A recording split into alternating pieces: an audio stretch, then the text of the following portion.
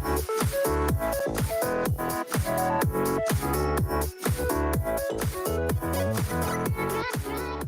everyone, and welcome to Wealth Redefined. I'm your host, Michael Reynolds, certified financial planner and owner of Elevation Financial. You can find me on the web as always at elevationfinancial.com. Today we're going to talk about reverse budgeting. What is reverse budgeting and how can it help you save money? So first, question for you. What comes up or what feelings come up when you hear the word budget? So chances are it's probably not positive. Budgeting is a charged term and a really difficult process for so many of us. So there's no shortage of apps and tools available to help you, maintain a budget and track your cash flow. My favorite one is called You Need a Budget, or YNAB for short. I'm a certified coach in YNAB, so love it. But there are plenty of other options, spreadsheets, other manual methods, lots of ways to do it. So, no matter what fancy tools we use, most of us can find it really challenging to stick with it.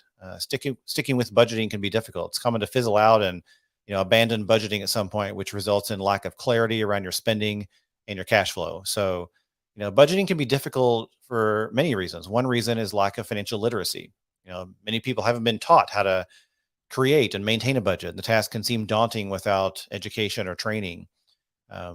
Fluctuating expenses can be a factor. Expenses like rent or car payments are fixed, but others can fluctuate, like groceries and utilities and things like that. So it can be challenging and frustrating to try to budget with, fluctuating expenses. Same goes with income. Fluctuating income for things like freelancers or business owners can make it difficult to budget. A lot of us struggle with impulse spending, making unplanned purchases, and that can throw a budget off track. Emergencies and unexpected expenses can also cause frustrations. Life is unpredictable, so that can really cause disruptions to a budget. There's also psychological factors. Some people have an aversion to dealing with finances. They might find it stressful or overwhelming, or maybe the money avoidance script is strong in some people and causes them to kind of, hide from looking at their finances. And maybe they have trouble with delayed gratification, or, prefer to look in the now and have trouble seeing the long term. Prioritizing expenses can be a challenge. Deciding which are most important. We can get paralyzed when trying to figure out what expenses are most important to focus on. Inflation can be a factor. Long-term planning. Again, some people have trouble casting a vision for the long term and figuring out what that long-term planning looks like. There's pressure from society and from culture to spend a lot and have a lifestyle that is impressive to people. And that can be a pressure that causes us to overspend. And then really a lot of it's lack of time. It's just difficult to spend the time necessary to do the things required to manage a traditional budget, like tracking, reviewing, adjusting. It's time consuming. So with that long list of challenges, it's no surprise that traditional budgeting can be overwhelming and it can be really ineffective for many of us. So there is hope. Like many concepts in personal finance, there's not just one way to budget. So while traditional budgeting, which involves careful tracking of cash flow and spending, while that can work for some, it does not work for everyone. And that's why reverse budgeting can be a great alternative. So if you're struggling to stick to a budget, reverse budgeting might be a fit for you because this approach to managing finances flips traditional budgeting on its head and prioritizes savings goals and helps you, in theory, spend money guilt-free. So let's talk about what that is. What is reverse budgeting? Reverse budgeting is a strategy that focuses on saving first and spending second. So instead of creating a budget based on your income and expenses, you start by setting aside a certain amount of money for your savings goals. This could be things like emergency fund, down payment, retirement. And once you save your target amount, you can spend the rest of your money guilt-free, knowing you've already met your savings goals. So how does reverse budgeting work?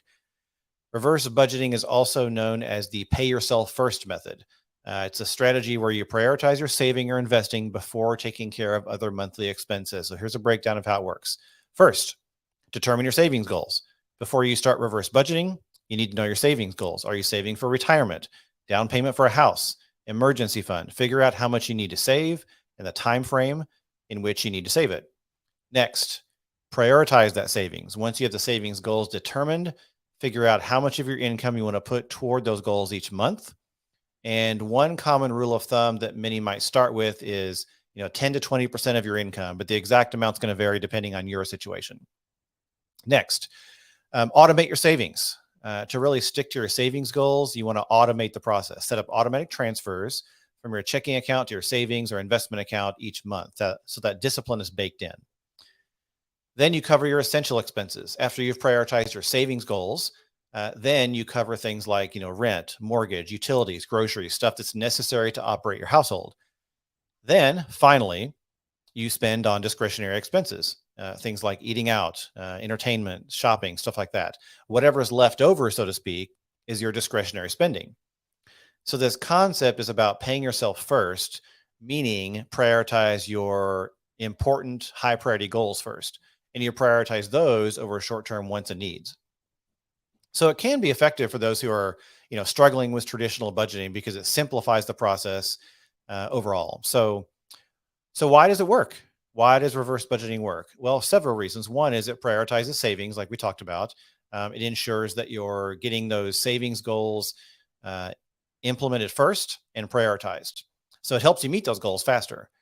The simplicity is also kind of a win. So unlike traditional budgeting, where you're tracking everything and really getting detailed, the simplicity is simply just automate your savings, spend your money on the rest, and it's very simple. So it can be much less time consuming.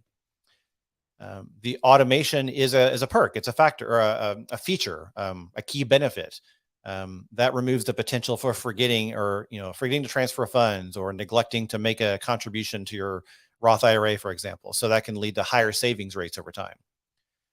There's also some psychological benefits. When you pay yourself first, you're telling yourself that your future is important. That positive reinforcement can motivate you to continue saving. There's also less temptation to overspend. When you set aside savings goals immediately, you're reducing the amount of money available for discretionary spending, and that can help you control impulse spending. It also promotes financial discipline. Savings becomes a non-negotiable part of your budget, and that promotes that financial discipline, which leads to better money habits. It's also adaptable. With reverse budgeting, your savings rate can be adapted to changes in your income. If you're doing a percentage, for example, you can, as you earn more, you end up saving more. So that's a really nice perk. So the key is to make sure that your goals are realistic and attainable, and make sure that you're not saving too much so that you can't take care of your household expenses and some discretionary. So it's important to set savings goals. And one of the key components is those specific goals. So set clear goals that make sure, again, they're realistic, they're achievable. And remember that even small amounts can add up over time and really help you reach those goals. You also want to make sure you adjust your spending habits. Sometimes you're going to have to look at your spending, maybe print out your bank statements for the past 3 months. Take a look at what you're spending on. Are there things you can reduce? Maybe services you can cancel or things you can switch to cheaper alternatives. Maybe you can spend less in certain areas. So while you're doing this, you want to audit your spending. Most of us never do this. We never actually audit our spending. So print out your last 3 months bank statements, get a highlighter out, mark things that you want to evaluate and potentially reduce or cut. So, are there any downsides to reverse budgeting? Yes, everything has a downside. So, let's talk about some of the downsides potentially. So, one is you can overlook detailed expenses. So, the simplicity of reverse budgeting can also be a drawback for some people.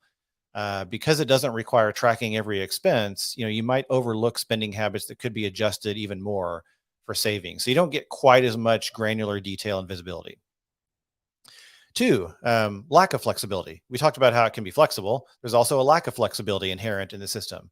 With the emphasis on saving a set amount, some people might find there isn't much flexibility left for unexpected expenses or changes in monthly bills. If the savings amount's too high, it can cause financial strain. So you want to make sure you have systems in place, like a good backup savings account for handling those unforeseen occurrences and making sure you have that flexibility. There is a risk of overspending, just like there's a benefit of curbing overspending. There can also be a risk of overspending. You can potentially limit overspending by reducing the funds, but it can also encourage it because, you see the remaining money is free to spend without keeping track, which can unfortunately lead to overspending. So that lack of visibility and the simplicity can also work against you potentially. So keep that in mind. It's also not suitable for low-income individuals. If you're living on, paycheck to paycheck or lower income, there's probably not much left over for covering basics. So you want to make sure that you're using other budgeting methods or other more specific to your situation strategies to get the job done. It can also neglect debt repayment in some cases. So, prioritizing saving could distract prioritizing paying off high interest debt. So you want to make sure you avoid that. And then it also tends to work better with regular income. So reverse budgeting may be more challenging for those with irregular income, like freelancers, for example, or business owners. So keep that in mind. There are some downsides, like everything. So automation is really the key to making this work. Automation plays a crucial role in implementing reverse budgeting successfully. One is the consistency is important. Automated transfers ensure that you're consistently moving money into your savings or investment accounts every month. That consistency is key to reaching your savings goals. Next, simplicity. Automation is simplicity. You're reducing the number of tasks you need to remember, actions you need to take every month. It happens automatically and it's just simple and taken care of for you. It's got a behavioral advantage as well. Automation takes advantage of human psychology. When it's transferred automatically, it becomes out of sight, out of mind. And the automation is kind of built in forced discipline. Reduces impulse spending. Again, because the automation is removed or the funds are removed immediately through automation, it takes care of the danger of impulse spending the money you want to earmark for prioritized goals. Also gives you timeliness. Make sure that things are set aside immediately when your paycheck arrives and reduces the risk of spending the money before you get a chance to save it. And automation can adapt to income changes. So before we talked about the challenges with irregular income, some banks will allow you to automatically save a percentage of each deposit. So take advantage of the technology to allow you to do that, and that can help ratchet up and down your savings with your income coming in and out. So again, to automate that, set up automatic transfers with your bank to move a certain amount of money or a percentage of income from your checking to savings or investments and retirement every time you get paid. And that's a simple way to stick to those savings goals without having to think about it every month. So ultimately, is reverse budgeting right for you? Like any budgeting method, reverse budgeting won't work for everyone. It's important to consider your specific situation, your goals, your habits. But deciding if reverse budgeting is right for you can come down to a few factors. One is income stability.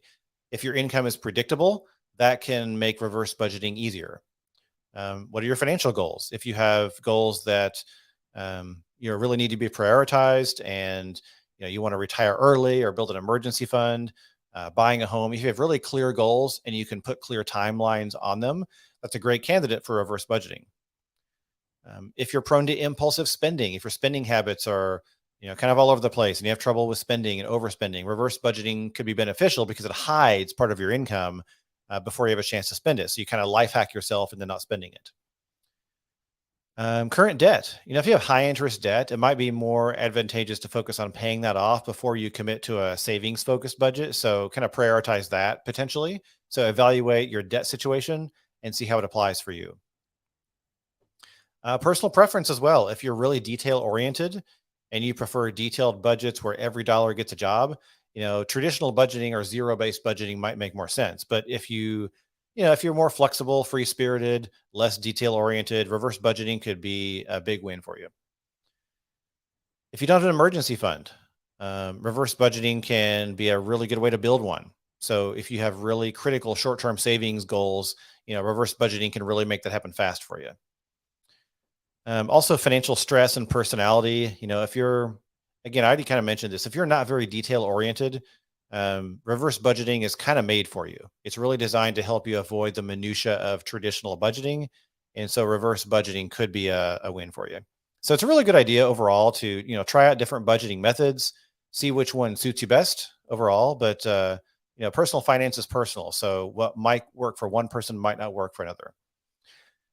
So remember, the goal of budgeting is to help you control your money, not control your life. It really should be a tool that aids you in your financial goals, supports your goals, and empowers you. When budgeting's done well in tandem with your values and your styles, budgeting is very empowering and creates freedom for you, not restriction. So budgeting should be a way to give you more freedom in your financial life. So that should be the goal. So whatever method you choose, whether it's reverse budgeting or something else, that's what you want to be looking for in budgeting. So take a look, see if reverse budgeting works for you. If you've tried traditional methods in the past, maybe apps or other budgeting methods, and it fizzled out and you felt discouraged, try reverse budgeting. Potentially it may be a fit for you, and it might be the style or the strategy you're looking for to really get you a budget system that works for you. So keep that in mind. All right, with that, as always, feel free to reach out. My website is elevationfinancial.com. You can book a complimentary money session on my homepage if you want to chat anytime, or send me a note or find me anywhere on social media. Always happy to chat and answer questions. So with that, thanks for joining me today, as always. Have a great day. We'll see you next time.